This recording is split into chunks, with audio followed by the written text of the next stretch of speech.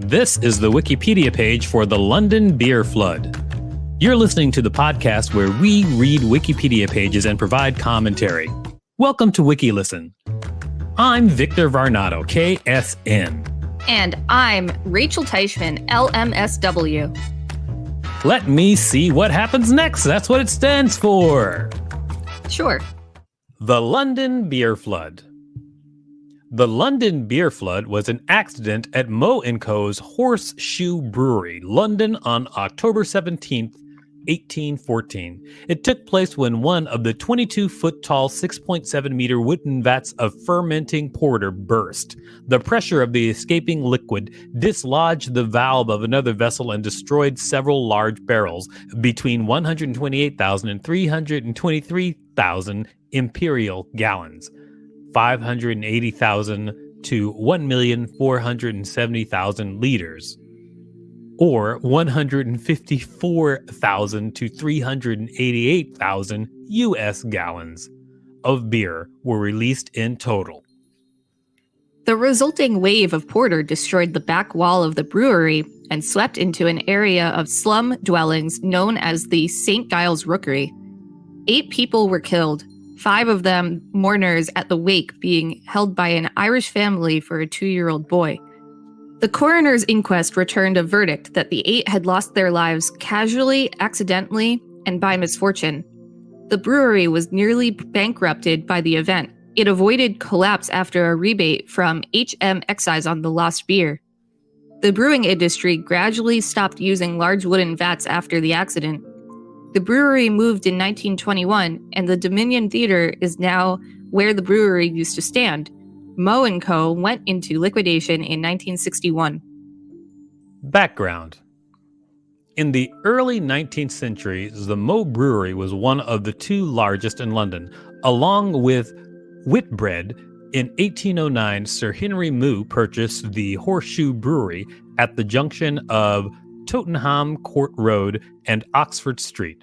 Moe's father, Sir Richard Moe, had previously co-owned the Griffin Brewery in Liquor Pond Street, now Cherkerwell Road, in which he had constructed the largest vat in London, capable of holding 20,000 imperial barrels.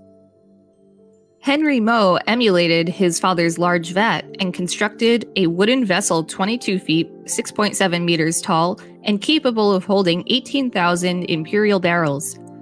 80 long tons, 81 metric tons of iron hoops were used to strengthen the vat.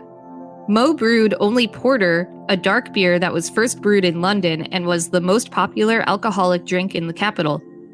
Moe & Co. brewed 102,493 imperial barrels in the 12 months up to July 1812. Porter was left in the large vessels to mature for several months, or up to a year for the best quality versions.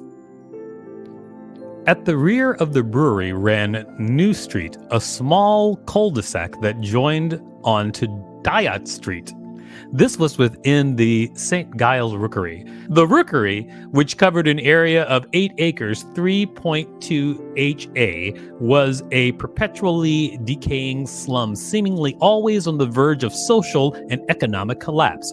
According to Richard Kirkland, the professor of Irish literature, Thomas Beams, the preacher of Westminster St. James and author of the 1852 work The Rookeries of London Past, Present, and Perspective, described the St. Giles Rookery as a rendezvous of the scum of society. The area has been the inspiration for William Hogarth's 1751 print Gin Lane. The 17th of October, 1814. At around 4:30 in the afternoon of the 17th of October 1814, George Crick, Moe's storehouse clerk, saw that one of the 700-pound, 320-kilogram iron bands around a vat had slipped.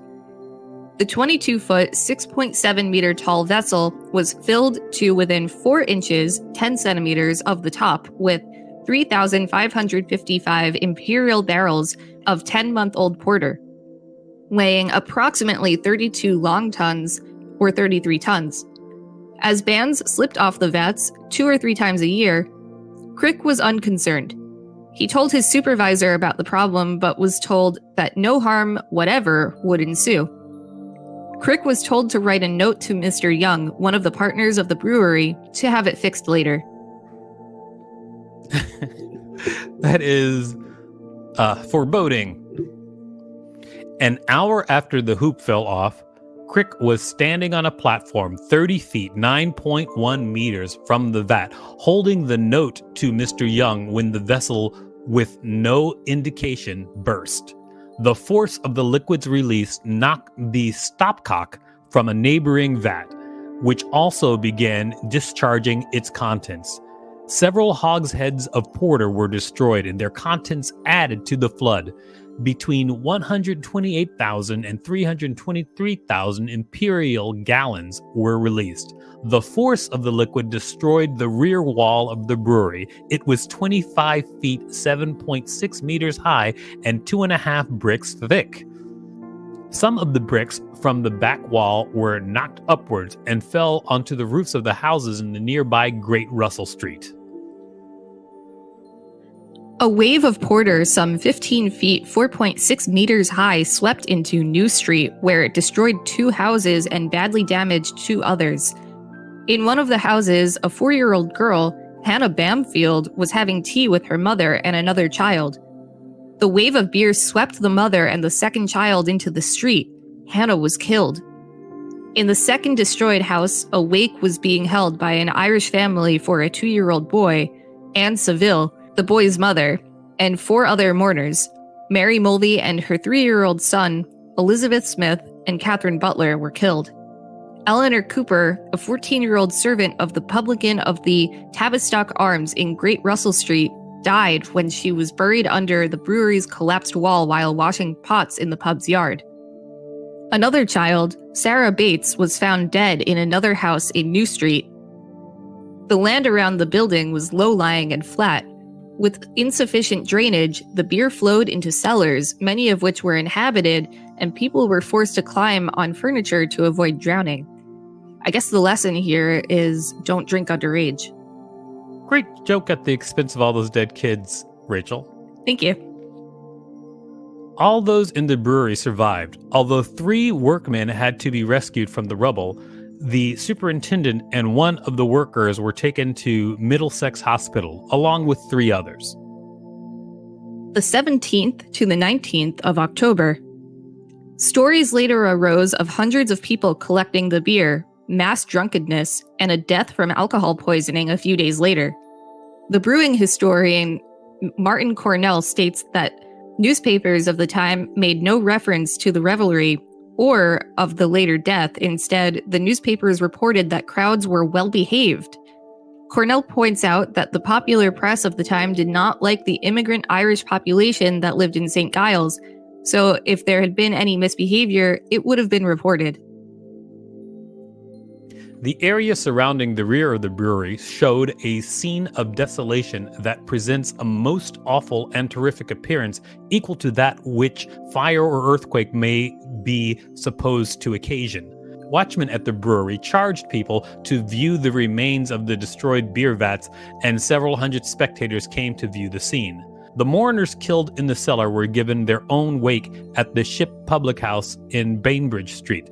The other bodies were laid out in a nearby yard by their families. The public came to see them and donated money for their funerals.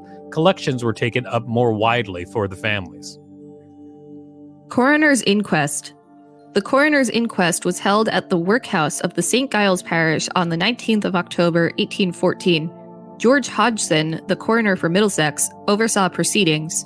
The details of the victims were read out as: Eleanor Cooper, age 14. Mary Mulvey, age 30.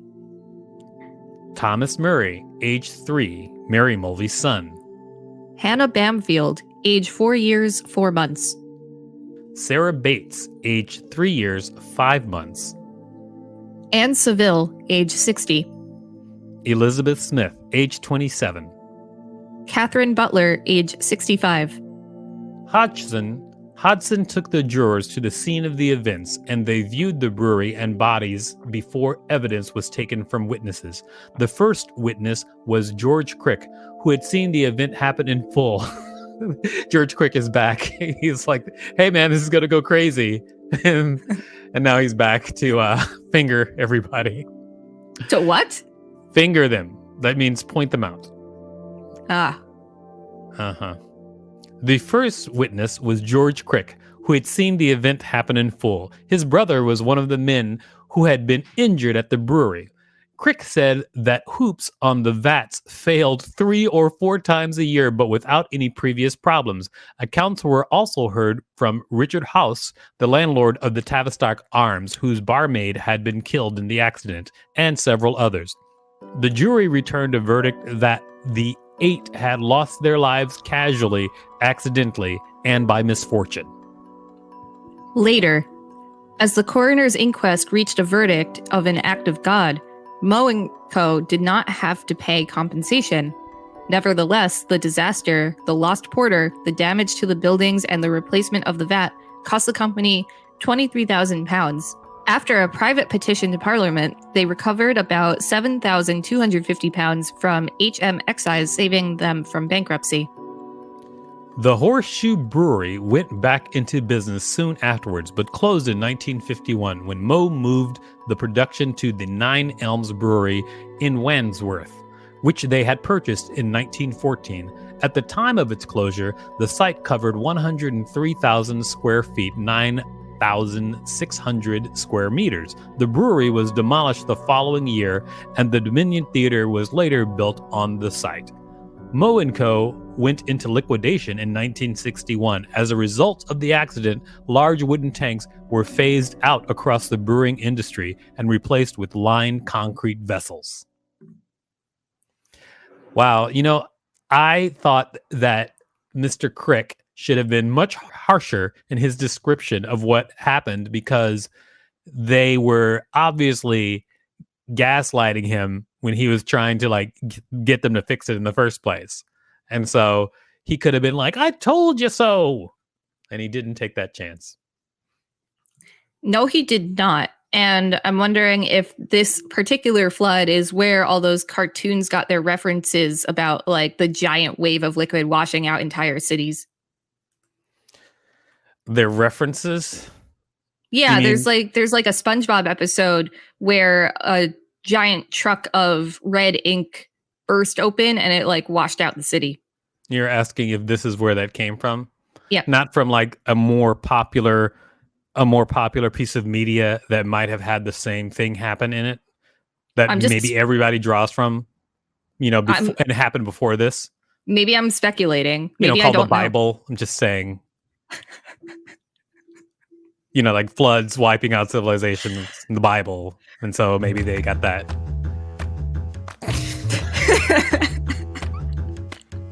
That's entirely possible. This has been the Wikipedia page for London Beer Flood. Thanks for listening to WikiListen. To support the show, go to patreon.com/WikiListen podcast and find us on social media at WikiListen and at WikiListen.